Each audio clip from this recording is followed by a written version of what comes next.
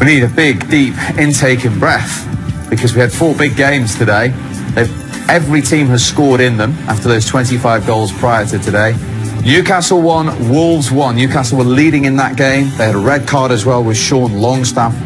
Wolves could have won it late on as well with Matt Doherty, but a point apiece.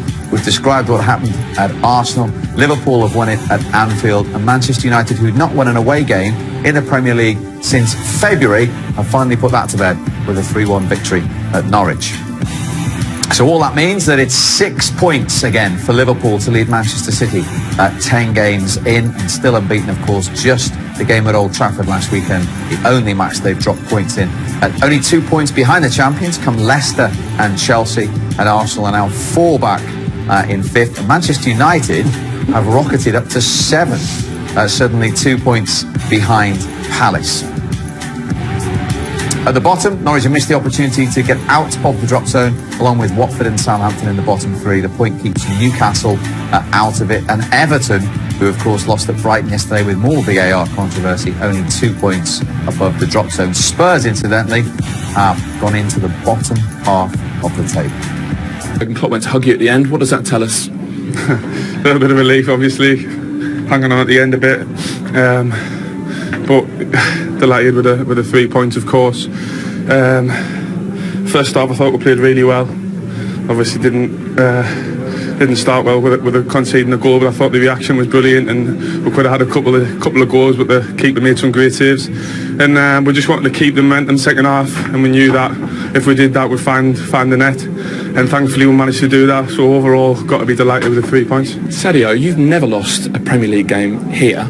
But as the chance, touching word, as the chances went by though, first half you had one yourself, did you start to think today was the day? No, to be honest, they scored first, but I was thinking in my mind, we're going to come back because I trust in my team, and I know this kind of game we are here, and yeah, we try to push harder and as a team, and finally we create many chances, and at the end of the day we scored 2 goals. To be honest, I think we deserve to win tonight. Jordan, it does feel like whenever you face adversity as a group, you always react. Why is that? Mentality. I think that grew over the last few years, you know. The gaffer's changed that so much in us, and I think the mentality's fantastic throughout the squad. You know, whenever we're, like you said, face adversity at times, we bounce back, and we need to carry that right through the season, you know, because you know, it's not going to go all your own way. It's going to be difficult at times like it was today. But it's about going through that, you know, keep pushing each other and always believing. And thankfully we managed to do that today. Yeah, Jordan Henderson used the word mentality twice there. When was the last time you saw a Liverpool team with such strong character that he says that Jurgen Klopp's played such a big part in? They don't know when they're beaten. You've made that. I mean, last year they were good, weren't they? But you probably have to hark back to the times when they were serial league winners, because this is what they're striving for, and this is what they're looking at. You know, 1-0 down at half time. I know Tottenham are not in the top 4, as I said before, but top 4 opposition. And still, you never felt that they were going to lose the game. I know it's a stupid thing to say, but the confidence that we spoke about before the game, that's what it feels, even though they were 1-0 down, because the performance levels in the first half were good enough to suggest that they'd keep on going until they scored. And once they score, you always feel like they'll score again. So they're playing very well. And I mean, Jordan Henderson is in excellent form now, isn't he? He's morphing into a different player, even though he's late on his career. Fabinho's taken his spot, and now he's playing as a sort of right side of that front 3. And his energy levels up and down that right-hand side of the pitch with Trent Alexander-Arnold. Now it's a new string to his bow, even late on in his career. And he's getting forward, and as I say, he hasn't scored at Anfield for almost 4 years, but that position allows him to do what he did for the equaliser. Yeah, look, I think he's a really underrated player for Liverpool. I know he's their captain, but a lot of work that he does sometimes goes unnoticed. Those types of things there are the rewards almost for kind of the things that do go unnoticed within his game. He works his socks off. He is a genuine leader within the ranks. I think you can see in the games that he doesn't play that when he comes onto the pitch, things lift. And, you know, you can tell that he maintains standards, obviously, within that dressing room, and that when they're on the pitch and they're in those tough moments like they were at times today, that's what they can fall back on to make sure that they get the result that they needed. And they 100% deserved the result today. They were far the better side, and yeah, it was nice to see, obviously, those scenes at the end. And you can see this bond, captain and manager. Yeah, you can see that with everybody, to be honest. Jurgen's instilled that in absolutely everybody. You see him mid-game talking to Trent Alexander, right smile from Trent, so he's saying the right things to them with Sadio Mane. But, you know, as I said, I'm associated with Liverpool. I see that on a regular basis. And I think that's why the whole place seems very, very content at the moment, very happy. Everybody seems to be professional, no negative stories coming out of the club whatsoever about anything. And they just do the business on the pitch, and it just keeps on rolling on. Arsenal have dropped points, Tottenham today have dropped points, of course, and Liverpool keep on just building and building and building. No complaints about the penalty that won it? No, I just thought it was a real scruffy decision from Aurier. This is poor because he's too quick for him, which is fine, but then he gets himself back in the position. Just the hard part, and then just falls asleep. He's prone to doing that, and unfortunately, until he gets those decisions, those bad decisions, out of his system, but he just kicks the back of his leg. No, does he make contact on the ball? No. Is Mane, puts his leg in front? Yes, he does. But don't go and clear him out from the back. He's pointing the wrong way. Just, refrain from making the challenge and let Mane have the ball and shuffle him away from the goal.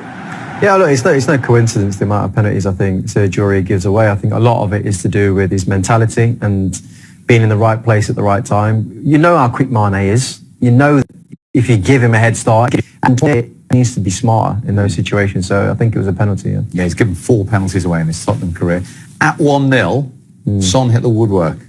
Yeah, these are the fine margins. They are the fine margins, and it was always something like this: long ball where down his left-hand side, right-hand side of Liverpool, really, where Lovren and Trent Alexander-Arnold were, and does everything right there, Son. He was one of the unlucky players, I thought, today. He defended well, he attacked well, he caused Liverpool problems, and like you said, they're really fine margins, and those are the things that sometimes winning titles kind of hinge on, and Liverpool kind of got the and he had to lift it, didn't he? He had to, Lovren got back, so he had to get some height on the ball.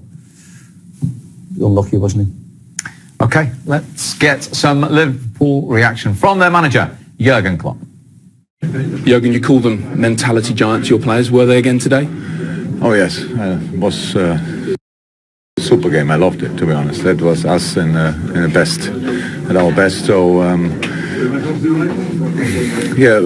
average start, I would say. We started well, but then we conceded immediately a goal, which was a bit unlucky, of course. But that's how Tottenham is. So defending well, compact, and when you make a mistake, then the counterattacks are incredible, to be honest.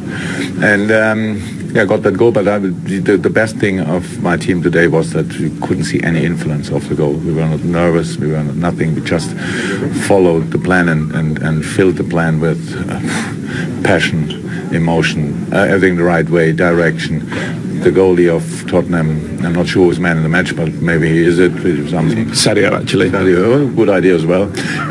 But what the performance he had, unbelievable. What the saves he made, incredible. And but we stayed calm and said in half time, this game has only one problem, that's the result. All the rest is exactly like we wanted to do it. There are 2-3 things we have to do. We can do better because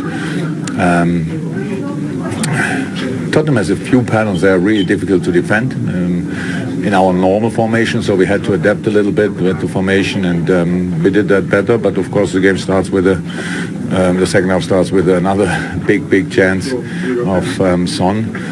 But I have to say, even when he didn't make the save, what Ali did in that situation was unbelievable, because I saw it directly and he jumped so far that Son had really a more difficult ankle in that moment.